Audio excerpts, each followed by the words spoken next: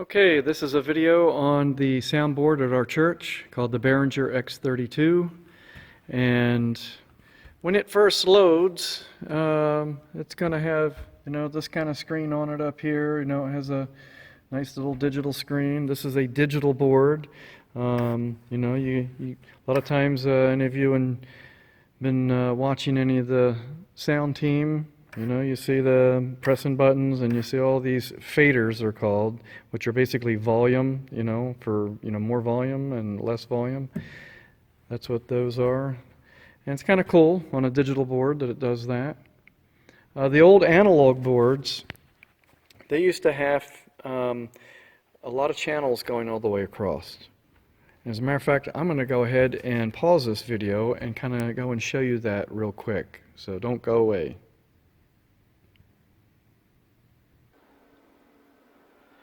Okay, I'm in our storage area, and this is a 48 channel analog board. This is what we used to have in our old sanctuary. So just to show you, so all these knobs and buttons here and all of these here have basically been reduced to one column of them, and I'll show you downstairs. So basically this right here has been reduced, all this right here has been reduced to just one area. So it's not repeated over and over and over 48 times. And of course here's our faders here. So that remains the same. And then so that there's not, well, this is a 48 channel board. The one downstairs is 32. So just to kind of show you real quick. So instead of actually trying to have all of those displaying at once, what they do is they cut it in half and they do 1 through 16 and then they do 17 through 32. So let's go back downstairs and I'll show you what I mean. Okay, so now that strip of knobs that I was pointing out back in the storage there, that's this section now, right here. Pretty much right. Actually, I would say it's, for the most part, it's going to be from here over is what you use. This includes things like they call the gain.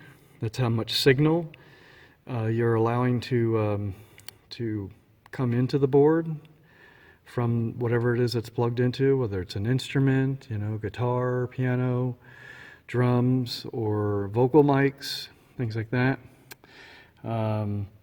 Has things like dynamics, gates. These are all, dynamics deals with compressing something so that if somebody, let's say you have a person that speaks and they talk real loud all of a sudden like that, and then they get real soft, well, the compressor will help with that. Kind of holds back when they get real loud all of a sudden. Then the equalizer, that section is used quite a bit to get things to not only sound good for an individual, either instrument or vocal, but it helps with issues like feedback, so we don't get that squealing sound that I'm sure everybody has heard before. So anyway, yeah, you have your basic volume faders here for each of the channels, and of course these are labeled. These are officially they're called by the company scribble strips. The idea is you can scribble whatever you want in that little area, and then you can colorize them so that it kind of groups them together. I have red set for drums. Keyboard stuff is going to be greens. Guitars will be yellow. Things like that, and then here's what I was saying, that there's 16 channels here that are visible at any given time. So right now it's set for 1 through 16, but when I want to switch over to the second set, I just hit this, and now everything has changed. So now all the vocals are displayed up here. Guitar, Vox, all are wireless. The W stands for wireless, and HS is headset 1. wireless kids. Lavs are the ones that are, it's a wireless, but it's where it goes on their chest rather than on their head. Then there's a wireless handheld, and then of course our podium mic. So, so let's say that well, it's already selected, but here's how these select buttons, every time you press the select button, you'll notice the top part changes. And that's because what they've done is they take whatever it is that you've selected, and then all of this pertains to that channel that you have selected. So this has really made it so that the board is not 10 feet wide on your desk area here. Okay, so there's also the mute buttons, which it's not unusual to be using those.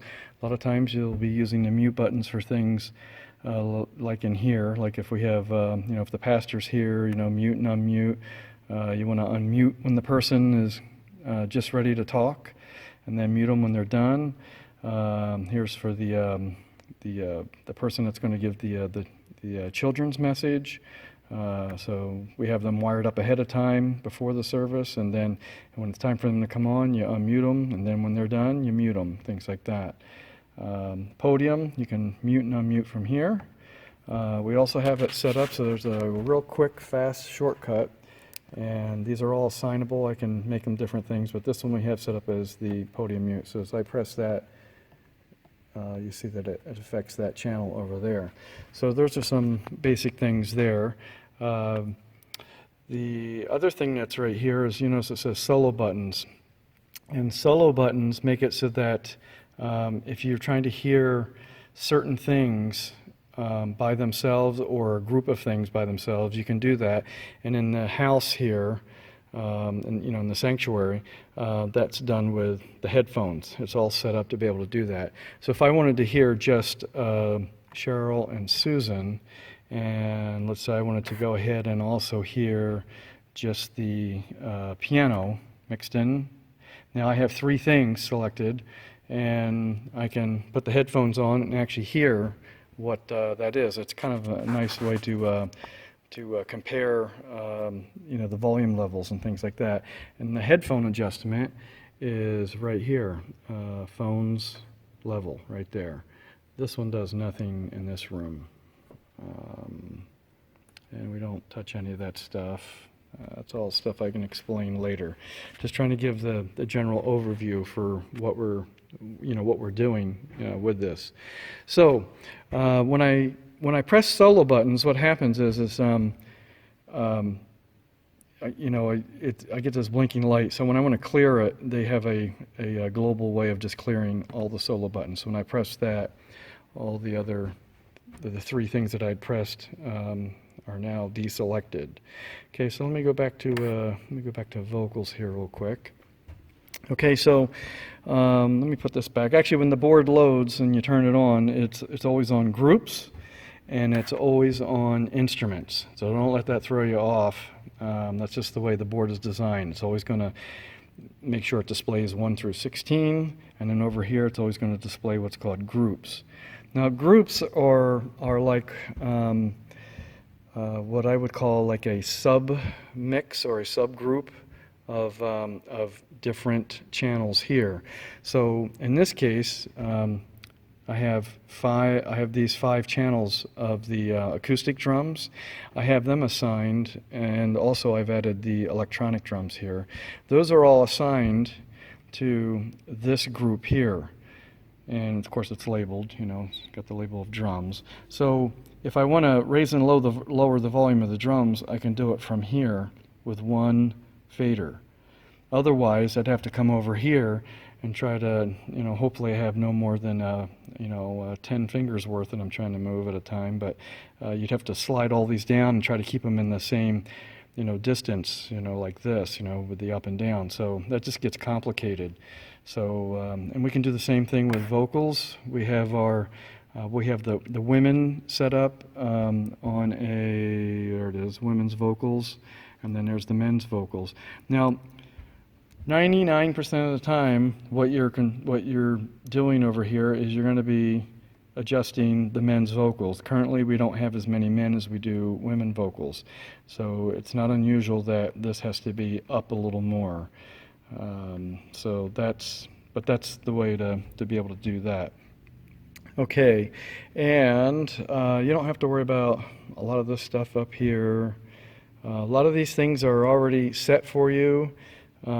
You're basically trying to run volume, and you're trying to mute and unmute things that need to be.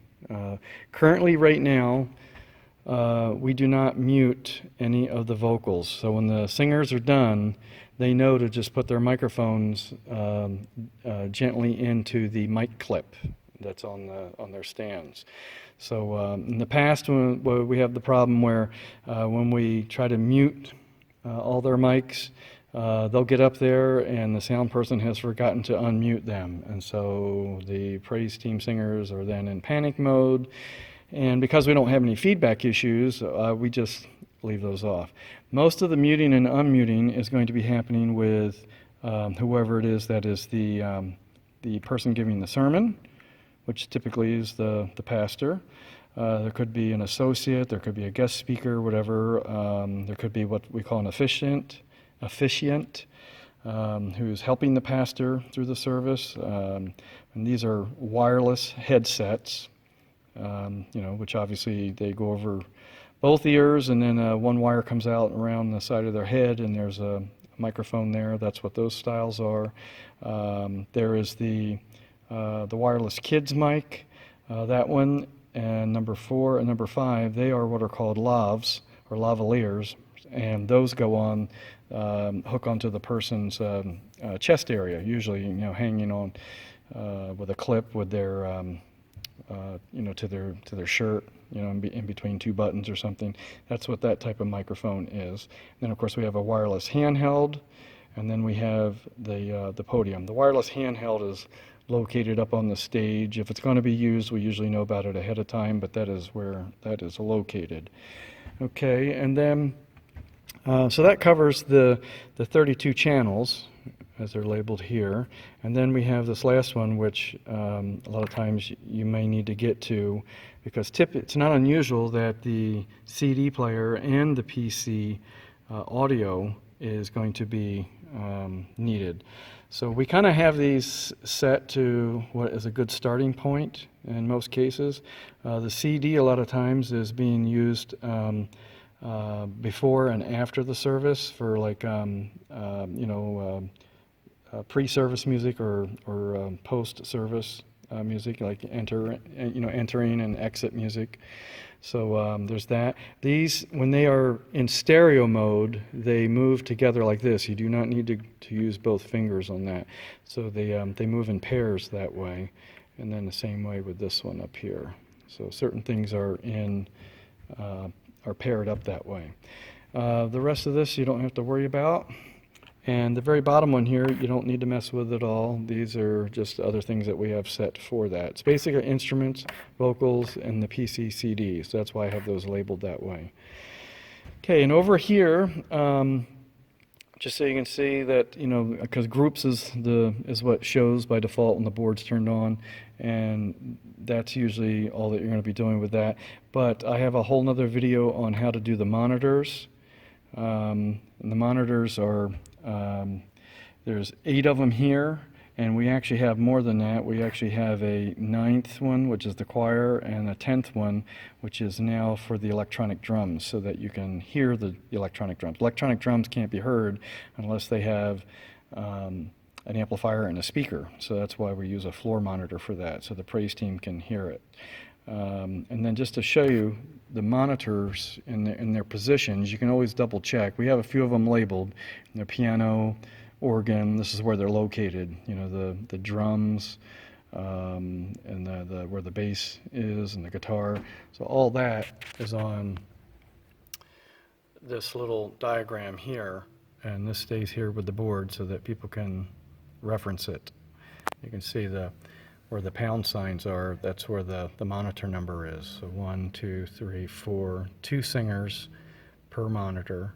If there's only 3 singers for a particular weekend, then we just put them on vocal 1, vocal 3, and vocal 5, and they each have their own monitor that way. And so with monitors, you can actually put in each of these monitors whatever is needed.